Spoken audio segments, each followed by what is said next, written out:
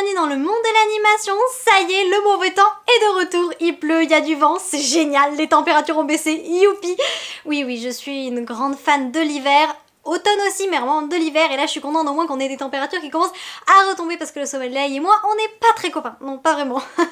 Et donc pour commencer en beauté cette période de l'automne, je vous ai sélectionné 5 films à regarder pour cette période et j'espère que vous trouverez votre bonheur parmi cette sélection. Allez, c'est parti!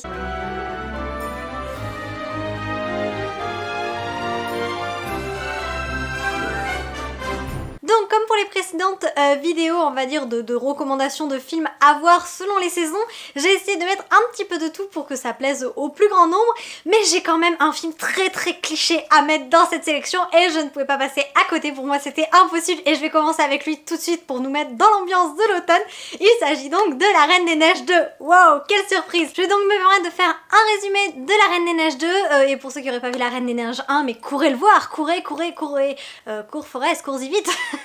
Bref, donc dans La Reine des Neiges 2, nous retrouvons Elsa, Anna, Kristoff, Sven et Olaf. Elsa est désormais reine, elle contrôle un petit peu mieux ses pouvoirs. Anna de son côté continue de vaquer à ses occupations dans le royaume, même si Olaf lui de son côté se pose un petit peu des questions, il trouve que tout est en train de changer autour d'eux. Et quant à Kristoff, il continue de vendre ses glaçons et d'approfondir sa relation avec Anna. Il est même déterminé à la demander en mariage, mais ça me paraît un petit peu compliqué. Il va devoir passer par quelques épreuves, notre petit Kristoff, pour réussir à faire sa demande. Mais tout ça, c'est sans compter sur notre chère Elsa qui entend une voix l'appelle et donc, accompagnée de sa sœur, de Kristoff, de Sven et Olaf, elle va partir à la recherche de cette voix et cette voix va la conduire jusqu'à une forêt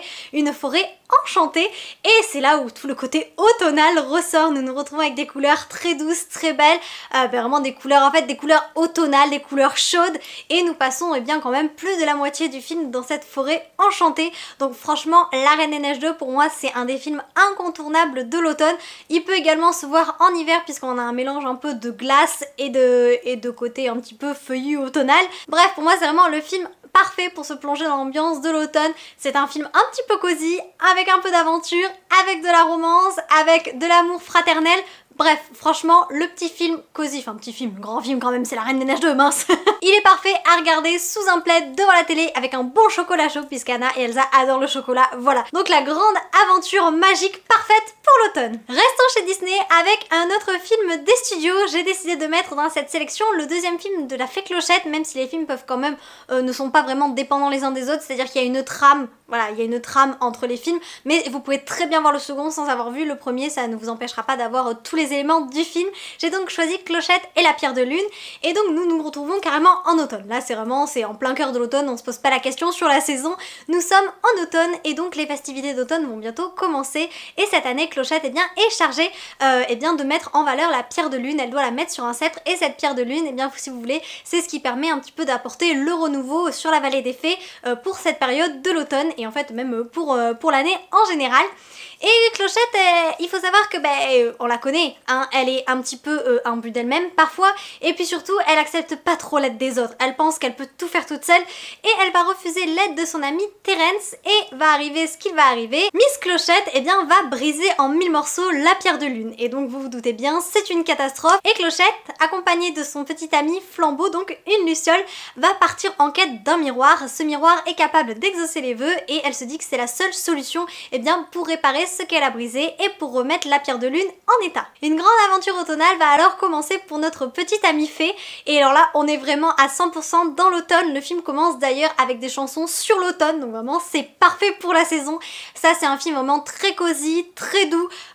une toute petite scène d'action à la fin si on peut considérer ça comme une scène d'action, mais vraiment là c'est un film doux, serein, qui est très mignon, bienveillant, vraiment dans l'univers des Fées Clochettes. Donc vous savez je suis une grande amoureuse des films de Fées Clochettes, ça fait partie de mes sagas préférées et franchement celui-là il est particulièrement beau. J'ai un petit coup de cœur pour le quatrième, pour le Secret des Fées, mais c'est vrai que la Pierre de Lune, il a quelque chose quand même de très magique, et puis la relation de Clochette et Terence, je la trouve très belle, et surtout, il y a quand même une remise en question de la part de Fée Clochette, il y a une évolution du personnage qui est assez intéressante, donc franchement, Clochette et la Pierre de Lune, c'est un des films vraiment à regarder en automne. Passons ensuite à un film dont je parle quand même assez souvent et que j'ai mis dans cette sélection de l'automne. Il s'agit d'un film réalisé par Guillermo del Toro, c'est La Légende de Manolo, et je pense que potentiellement il fera l'objet d'un film oublié puisque il y en a beaucoup parmi vous et bien qui me disent qu'ils n'ont jamais vu La Légende de Manolo, et ça il faut absolument que vous répariez cette erreur, c'est pas possible d'être passé à côté de ce film, c'est un excellent film d'animation, il fait partie de mes préférés, peut-être pas top parce que ouais, j'ai beaucoup trop de films que j'aime, mais vraiment La Légende de Manolo, c'est un film que j'ai vu une quinzaine voire vingtaine de fois et je ne m'en lasse jamais. La Légende de Manolo, c'est donc un film très similaire au film Coco. Si vous aimez Coco, franchement il y a peu de chances pour que vous n'aimiez pas Manolo, les histoires sont sensiblement les mêmes dans La Légende de Manolo, donc c'est un film évidemment qui se passe au Mexique. D'ailleurs le graphisme est un petit peu particulier puisque les personnages sont en bois, c'est de la synthèse mais on a presque l'impression il y a des moments que c'est du stop motion, c'est super intéressant comme animation, vraiment ça c'est vraiment mon plus gros coup de cœur pour ce film, l'animation est incroyable et l'histoire est donc menée par Manolo, c'est un jeune homme qui est passionné par la musique, par la guitare, par le chant, bref, la musique ça l'anime, ça le fait vibrer. Cependant, eh bien son père est torero et il veut que Manolo suive ses traces et il veut qu'il tue le taureau. Sauf que Manolo pour lui c'est inconcevable, la mise à mort c'est pas bien et lui ce qu'il veut c'est simplement vivre de sa musique. Mais pas seulement, il veut également eh bien conquérir le cœur de la belle Maria qui est la fille du maire de la ville et ils ont quand même quelque chose entre eux, ils sont tous les deux attirés l'un par l'autre depuis l'enfance et alors que Maria revient au village après ses études, il se dit que c'est l'occasion ou jamais de la conquérir. Mais ça c'était sans compter sur les majestés qui règnent sur les différents royaumes des morts, donc le royaume de l'oubli et le royaume eh bien, des âmes chéries. Et bien ces deux souverains ils vont passer un marché tous les deux et ce marché va considérablement impacter la vie de Manolo, la vie et la mort je dirais même, puisque eh bien, Manolo va se retrouver bien malgré lui dans le royaume des morts et il va tout faire eh bien, pour revenir dans le royaume des vivants et retrouver Maria. Nous sommes dans un film qui nous plonge donc directement dans l'ambiance eh bien, mexicaine avec la fête des morts, les coutumes du Mexique, bref on est complètement plongé dedans et surtout le royaume des morts est absolument magnifique, c'est un petit peu la même chose que pour Coco, moi je préfère celui de Manolo mais bon voilà ça c'est encore une histoire de goût, mais vraiment ce film il est parfait pour l'automne mais surtout même j'ai envie de vous dire presque pour Halloween, voilà la fête des morts je crois que ça se déroule entre le 1er et le 3 novembre au Mexique, donc voilà à regarder entre fin octobre, début novembre, c'est un film qui est magnifique et je ne le redirai jamais assez, il y a une belle histoire d'amour, les chansons sont vraiment de qualité réellement, la bande son également et cette histoire en fait familiale, intergénérationnelle, c'est très beau, Manolo qui se bat eh bien, pour sa passion et pour les valeurs eh bien, qu'il pense être justes, franchement un film d'animation à voir absolument. Pour le prochain film j'ai choisi un film d'animation 2D, un film d'animation 2D dont le graphisme est juste superbe et vous savez je suis amoureuse de la 2D mais franchement celui-là il est vraiment très beau, j'ai nommé Le Peuple Loup, c'est donc un film d'animation qui raconte l'histoire d'une petite fille, enfin d'une petite fille, une jeune petite fille, ouais 8-10 ans par là, qui est donc la fille d'un chasseur et donc son père chasse les loups et elle eh bien depuis toute petite elle accompagne, elle a l'habitude de chasser les loups et là il décide de chasser la dernière meute de loups qui existe, mais ça c'est sans compter sur une rencontre un peu particulière qui va réunir la fille du chasseur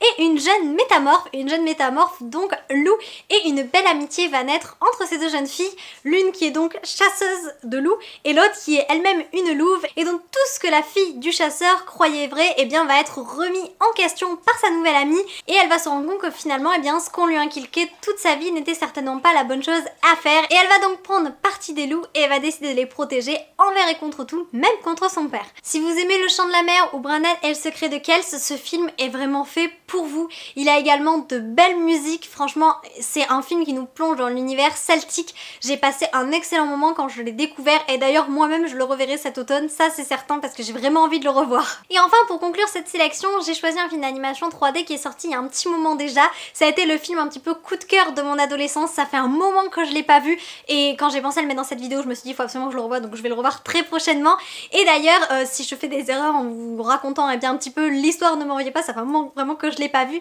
Il s'agit du film Le Royaume de Gaoul. Le Royaume de Gaoul est entièrement constitué de chouettes et dans cette histoire nous suivons Soren. Soren qui est une jeune chouette et qui a toujours été bercée par les histoires qu'on lui a racontées depuis qu'il est tout petit, c'est-à-dire des histoires de gardiens de Gaoul. Et si son frère lui ne croit absolument pas à ces légendes et qui lui dit qu'il faut qu'il arrête de se bercer d'illusions, lui Soren il y croit dur comme fer. Et un jour son frère et lui vont être enlevés et ils vont être amenés dans une sorte de prison si vous voulez, et cette prison elle est régie par les sangs purs, puisqu'il y a les chouettes qui ne sont pas sangs purs, et les sangs purs qui évidemment se pensent supérieurs aux autres chouettes et qui veulent prendre le contrôle, le contrôle des chouettes qui leur sont inférieurs. Les sangs purs capturent donc des bébés chouettes pour les utiliser, mais Soren il est déterminé et il est un petit peu plus malin que les autres chouettes, et avec une amie qu'il s'est fait dans la prison et un sang pur, mais qui est un sang pur rebelle,